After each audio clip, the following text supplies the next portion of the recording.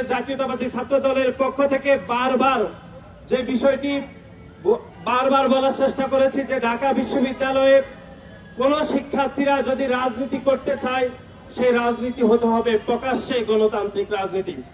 কিন্তু আমরা দেখেছি ঢাকা বিশ্ববিদ্যালয়ের বর্তমান প্রশাসন, বিশেষ করে মাননীয় ভাইস চ্যান্সেলর এবং মাননীয় প্রক্টরের পৃষ্ঠপোষকতায় ঢাকা বিশ্ববিদ্যালয়ের গুপ্ত রাজনীতি চলমান রয়েছে। এবং ঢাকা বিশ্ববিদ্যালয়ের কোথায় গুপ্ত রাজনীতি চলছে, কোথায় প্রকাশ্য রাজনীতি চলছে, এটি কেউ জানুক আর না জানুক, আমরা দেখেছি ঢাকা বিশ্ববিদ্যালয়ের মাননীয় উপাচার্য, মাননীয় প্রক্টর ঠিকই জানেন যে ছাত্র শিবির কোথায় কোথায় রাজনীতি করেন।